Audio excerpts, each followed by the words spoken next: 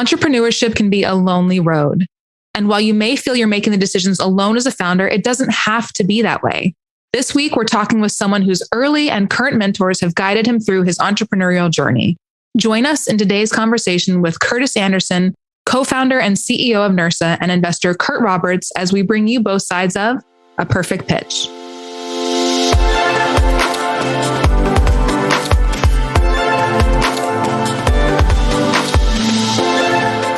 Perfect Pitch is a podcast from Kickstart that reveals the minds of both investors and entrepreneurs throughout a startup's journey. Curtis and Curt, thank you so much for being here today. Always a pleasure, Karen. Likewise. Thanks to you guys for having me. Before we jump into this discussion, I want to talk a little bit more about each of you. Curtis, as the CEO and founder of Nursa, you help healthcare facilities fill short-term staffing needs. But before Nursa, you were the owner of Elite Specialty Staffing, a professional nursing agency, and the founder of DataBot, an IT support company. And you graduated from Utah State University, where your focus was management and operations. And I've been told you enjoy skiing. Is there anything else that we should know about you? I like to swim. That about sums it up.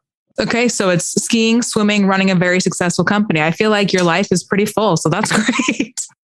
And Curt, it's of course great to have you back on the show. We'll have a link to your bio in our show notes. As always, we like to ask this question: what's something the audience doesn't yet know about you? One of the things that I collect, which has become increasingly hard to justify, is watches. But it's becoming increasingly difficult to keep this up because I will literally find that in any given month, I've got 6 or 7 dead batteries. Oh, no. So I'm constantly batching these things up and taking them down to a place and getting batteries replaced. And so it's kind of silly, frankly, but I enjoy it.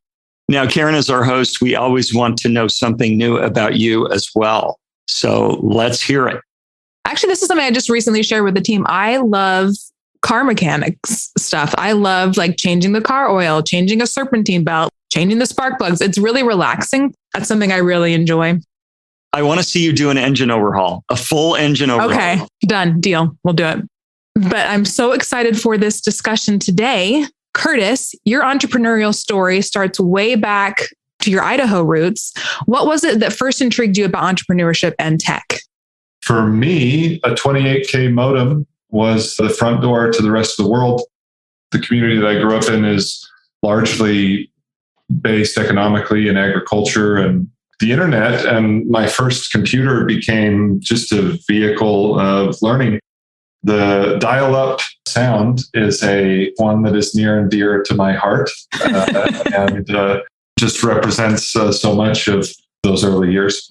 After some of that early exposure at home, there's a pretty unique facet of legislation in Idaho that allows high school students to get academic credit towards a high school diploma while working. So it's just a work release. And there was a teacher at the high school, Daryl Muck is his name. He's still in teaching. Mr. Muck developed a theory that he could staff the entire district's IT support team with students using this bubble of work release opportunity. And so he did it. Most of the focus of the program was based in A+ PC troubleshooting, server administration, and the physical, ramifications of server upkeep. And so you'd get a whole bunch of this training, and then from 10th grade to 12th grade, you could do work release and then function as an IT support rep inside of the district. And I was really fascinated with machines and with the computers. But at the end of my freshman year, he sat down with me and asked me what I wanted to do. And I was pretty fascinated with just the ramifications of web development. And this was just prior to HTML 2.0 coming online. So I expressed to him my interest in web development. And a month later, midway through the summer, he shows up at my house with a bunch of Dreamweaver HTML books and just says, look, if you can read these books and help me make a case for this, we can build a curriculum for students to follow. We spent a good chunk of the rest of the summer reading that documentation and playing around with Dreamweaver. And then the first semester of my 10th grade year, we built a website for the district.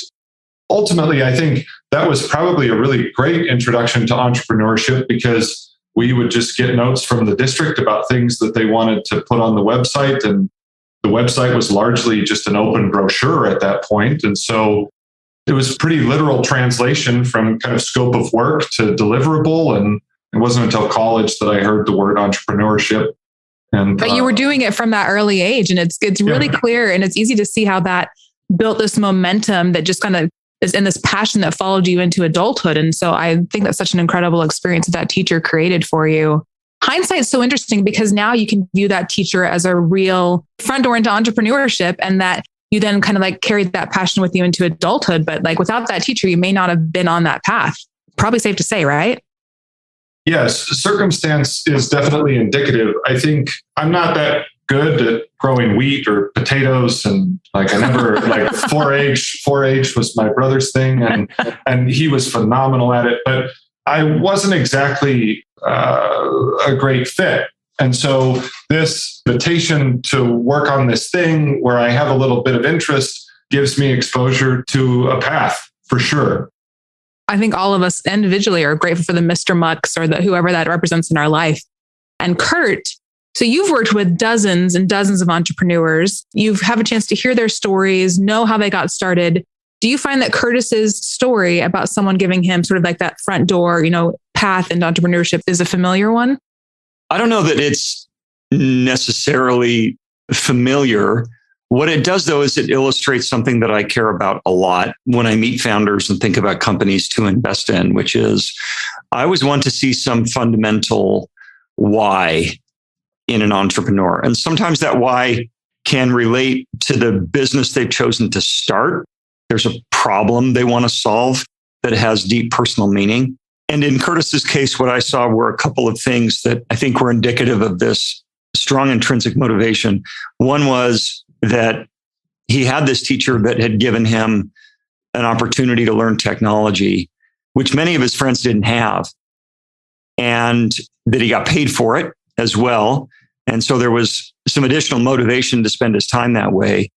And because Curtis is a very intellectually curious person, the combination of those two things, I think, put him on a path to see opportunity that many of his peers didn't have the chance to see. To some degree, it was that contrast, that seeing what could be on the negative side and having a teacher that was showing him what could be in a positive sense that made it easier for him to make the choice to build a life filled with opportunity. And that kind of deep sense of purpose and motivation, I think, is an X factor with successful entrepreneurs. Clearly, just acts of mentorship and opportunities for that can make a huge difference in a person's life and their career. And Curtis, right now, do you have someone in your life that you would consider a professional mentor now? It's more of a bench. I think a panel is probably a better way to define it. Anytime you run up against a place where you've got a question or there's a hole or a lack of knowledge, just finding somebody is really great. I did a short period in my career in film. I loved it. But one of the things that I always found to be really interesting is if you call the director of a project, they'd never call you back. But if you call an assistant director, like you can buy those guys lunch all day long. And they had just as much visibility on a project. And so mentorship for me is fairly synonymous with the idea of just finding the people who know something about what you don't, and then learning. I also want Curt's thoughts on this. Yep. Why do you believe it's important for entrepreneurs to have a mentor or a bench of mentors? First of all, they can always be found, right? It's never the case where an entrepreneur that really wants a mentor can't find them. Many of us who've had rich careers or developed some deep expertise in a particular area, we actually really enjoy and love sharing that and seeing other people have the opportunity to grow from it. It's very rewarding. And most of us had that provided for us by someone else, right? That's how we were able to do it. So to a great degree, choosing a mentor or having a group of people that someone can turn to is a strong positive indication of a desire to learn and a willingness to be coached. I think if you don't see that in a person, it can sometimes be indicative of the opposite, that there's sort of a sense that, hey, I've got this. I know what I'm doing. That's a negative signal in the start of a relationship between us as a funder of companies and an entrepreneur, because writing the check is just the start of the relationship. And we're going to go through some tough times together. And being in a position where you're working with someone who is willing to take hard feedback when it needs to be delivered, or when the person is feeling stuck on an issue, that you'll get a phone call. That's the kind of relationship you want.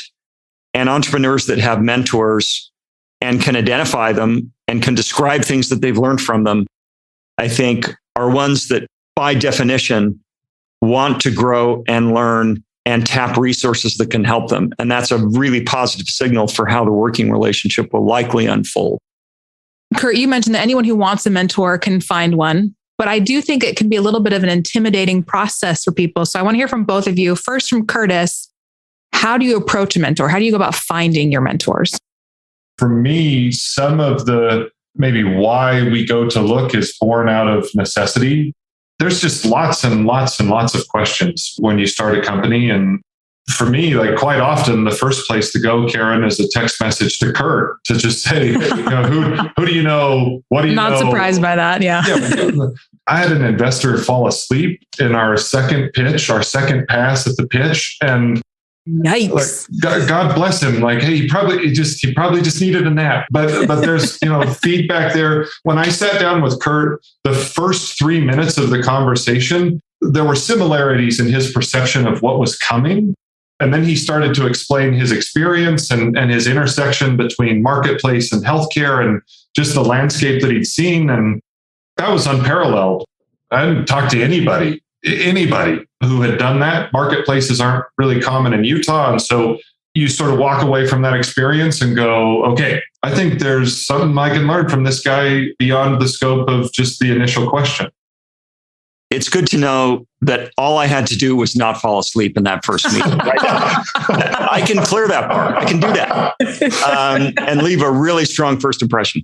But this sort of formal ask to be a mentor is not useful. When people do that, it feels like they're almost asking you to accept an assignment. And I'm just like, I'm not sure what I'm even signing up for. The way I like to be approached is bring me a problem for which you think I might have some insight or would like some help. Then what happens next is there's sort of a critical test, which is I gave you feedback on the first question you asked. Fine if you come back for clarification and there was something you didn't quite understand or you do some experimenting with it and it's like, well, that didn't quite work. Can we talk again? The times where it's really frustrating, however, is where someone will ask for help. I'll give them feedback and they don't do anything with it. And then 3 months later, you'll get the request, hey, can we have another conversation? I'm like, sure. And then you find you're having the exact same conversation again. And it's like, well, wait a minute. We already talked about this. And you just didn't do anything with what I suggested. I just lose patience at that point. And I think as long as a person like me or anybody else who does this and provides this sort of support, and Curtis does plenty of this with his own team and other people as well, as long as you see that people are earnestly seeking to act on what they hear, there is like endless patience and desire to keep that up. What responsibility do you think people have to serve as a mentor? Curtis, you first. My perception over the last couple of decades of a self-made man or a self-made woman have pretty drastically changed. Entrepreneurship in a lot of ways is standing on a lot of shoulders. To kid yourself into the belief that you drug yourself up from your bootstraps is a bit of a misnomer. So yeah, I think, Twitter statement summary, Karen, I think there is a responsibility to give back. And I think there's definitely good reasoning to suggest that the best path forward for us collectively. You can tell that you're really passionate about it. I want to just keep picking your brain on it. But Curt, I want to get your response first before we dive in a little bit more. Life's a team sport. It just is. Humans are social animals. And as a result, we naturally tend toward, I think, interdependency because we learn fairly early on that the things that we create together are always better than the things that we try to do alone. I think what naturally develops for most people is a pretty clear sense that at various critical points in their lives, there were people there that made all the difference. I can name them by name at critical points in my life where my life went in a different direction because somebody took an interest and saw in me more than I saw in myself and took risks that I did not justify receiving to put me in places and in opportunities where I could really prove what I could do. And just having had that experience, I think, naturally develops a desire to say, boy, some critical people did that for me. I'd be a jerk if I didn't do that for others. So it just becomes this virtuous cycle. You're the beneficiary of it. And so you naturally feel a sense of not just obligation, but desire to do the same for other people. I'm the same. I could name people who were there at key intersections in my life that changed my life. And the gratitude I feel is never ending. So I agree. Curtis, I want to know at a very real tactical level, how are you incorporating mentorship in that culture and that community into your startup? To Curt's point, it's a team sport. We try to create opportunities on a weekly basis for vocalization of ideas. We don't always know where the next wave is going to come from or what the next opportunity is going to look like. And so group thought, independently contributed and then measured holistically, is a really good indicator of how to get there, and something you'd be a fool not to try to encourage in a company. Curt, how have you seen what Curtis was just talking about impact Nursa? I haven't spent a lot of time with the broader Nursa team. We just haven't had occasion to do that. But on many occasions in conversations with Curtis and with Drew, Curtis's co-founder, we'll get into discussions about current challenges and sort of things the company's trying to work its way through. And Curtis will oftentimes bring up sources of ideas that came up inside of the company for how to deal with that, or things that he's researched outside of the company. I've connected him up with other CEOs in the Kickstart portfolio that are also running marketplace companies. And there's sort of this group of them now that are kind of routinely talking and sharing ideas and even investing in each other's companies, which is really cool. I think it's pretty organic. Again, it's pretty natural to CEOs that want to learn and respect the capabilities that people bring to the table on their teams and are willing, independent of position, experience, and hierarchy, to judge any idea on its merit and act on it when they see good ideas. I mean, I feel like I say this often, but I could keep talking about this all day. But Curtis, we ask everybody on the podcast this question. And so I'd like to hear from you. What's an effective practice you've implemented in your work or personal life that's had a great impact on your success? For me, morning routines are critical. For me, that's some component of exercise and time for personal reflection and study. It doesn't happen every day, but for me personally, mornings and morning routines are a pretty critical piece of staying on track and getting things right. Thank you. And Curt, any response to that? This was maybe 7 or 8 years ago for me that I re-implemented a habit of regular exercise. For me, that's 6 days a week. And other than times when I literally can't do so, meaning I'm injured or I physically can't do it, that time is completely sacred for me. I've learned both in a positive sense from doing so and in a negative sense when I haven't, that my own mental health, my physical health, energy level at work, my calmness, the degree to which I can cope effectively and productively with the normal stresses of life, have everything to do with whether I am consistently incorporating exercise in my routine. In contrast with Curtis, I'm a night exerciser. We just all do what works for us, but having it in the schedule makes all the difference.